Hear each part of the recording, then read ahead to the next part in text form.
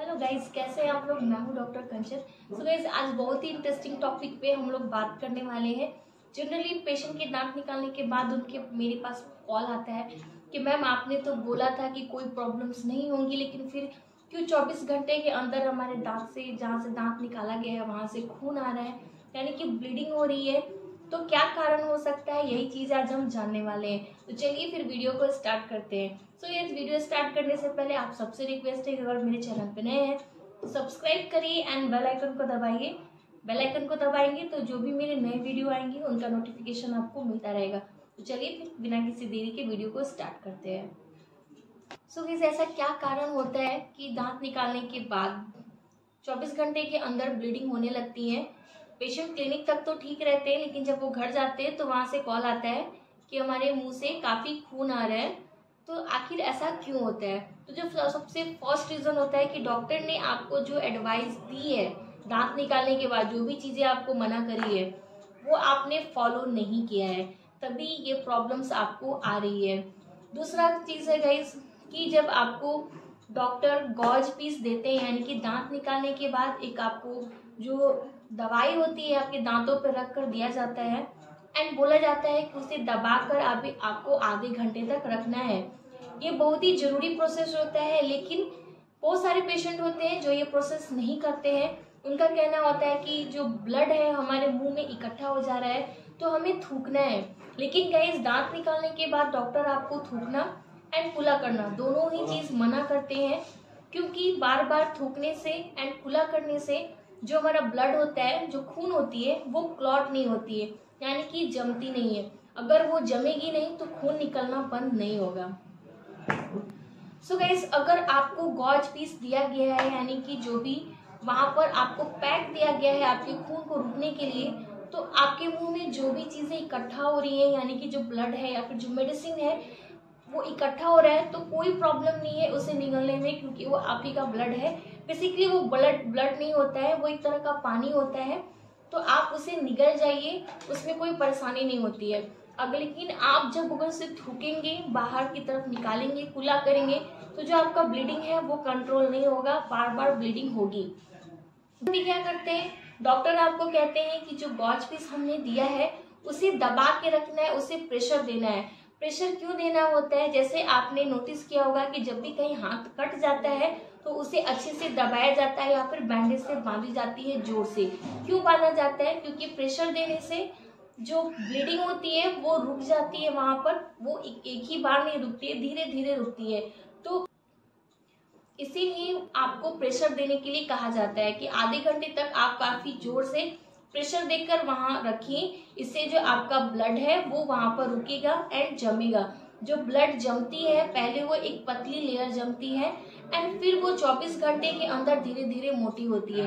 तो जो भी इंस्ट्रक्शन आपको डॉक्टर ने दी है उसे आपको 24 घंटे तक स्ट्रिक्टली फॉलो करना है एंड आगे के लिए भी जो इंस्ट्रक्शन आपको डॉक्टर देते हैं उसे आपको फॉलो करनी चाहिए।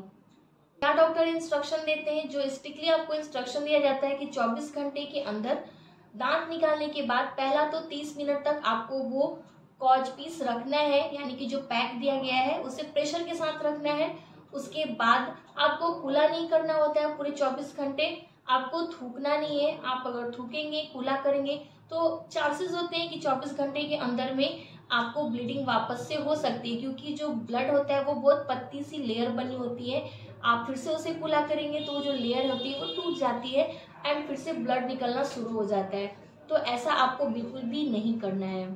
दूसरा एडवाइस डॉक्टर आपको देते हैं कि गॉज पीस निकालने के बाद, यानी कि जो कॉटन हम देते हैं उसे निकालने के बाद आपको कुछ ठंडा लेना है। या तो आप ठंडा पानी ले सकते हैं या फिर ठंडे में आप आइसक्रीम भी खा सकते हैं। लेकिन यहाँ भी पेशेंट अवॉइड करते हैं, उन्हें लगता है कि अरे अब तो ब्लड बंद हो गया है, खून निकलना बंद हो गया है, हमें क्या जरूरत है इसे पीने की या फिर खाने की।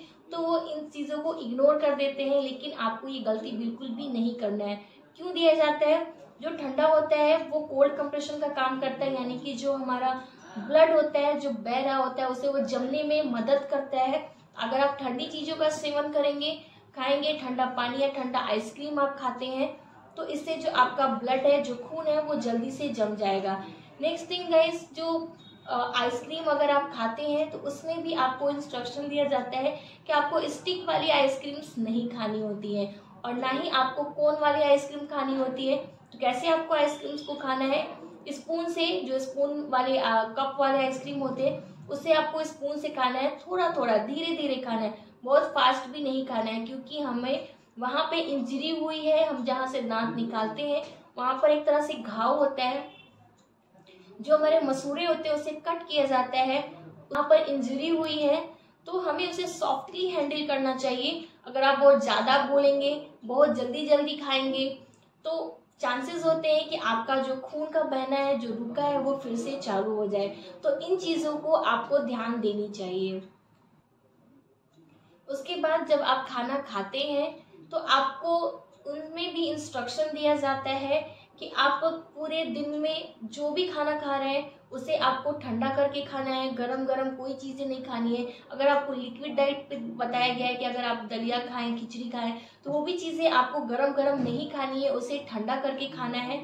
लिक्विड में भी अगर आप चाय पी रहे हैं या फिर दूध पी रहे हैं तो आपको उसे भी ठंडा करके पीना है, हल्का गुनगुना। चाय जनरली अवॉइड किया जाता है, मना किया जाता है कि आपको चाय नहीं पीनी है, क्योंकि चाय में निकोटीन होती है, तो जो हमारे जो घाव होते हैं उसके लिए वो अच्छा नहीं होता है, तो चाय भी मना किया जाता है।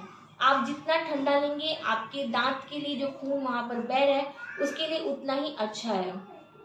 साथ गाइस, अगर आपको स्मोकिंग या फिर पान या टोबैको इन सब चीज़ों खाने की आदत है तो आपको ये 24 घंटे तक तो बिल्कुल भी नहीं लेना है। अगर आप 24 घंटे के अंदर लेते हैं तो चांसेस होते हैं कि जो आपका ब्लीडिंग है वो फिर से स्टार्ट हो जाए, यानी कि खून बहना फिर से स्टार्ट हो जाए, एंड इन्फेक्शन होने के भी चांसेस होते हैं। सो आपको ये कम्प्लीटली अवॉइड करना है। 3 दिन तक तो बिल्कुल भी इनका सेवन नहीं करना है। सो गाइस, ये तो थी सारी बातें। अगर आप इन बातों का ध्यान रखेंगे तो बिल्कुल भी आपको ब्लीडिंग नहीं होगी। अगर इन सारी चीज़ों के बाद भी ब्लीडिंग हो रही है तो मे बी चांसेस हो कि कहीं ट्रीटमेंट के दौरान कोई नस जो है वो पंचर हो गया हो, या फिर आप ऐसी कोई मेडिसिन ले रहे हैं जिसकी वजह से आपका खून पतला हो रहा हो। तो वैसे कंडीशन में आपको अपने डॉक्टर के पास तुरंत जाना है, देर नहीं करनी है, एंड जो आगे जो प्रोसीजर होगा वो डॉक्टर्स आपको सिचुएशंस के अकॉर्डिंग देंगे। सो गाइज, आई होप कि आपके लिए वीडियो हेल्पफुल रहा हो। अगर यस तो डेफिनेटली लाइक देना मत भूलिए।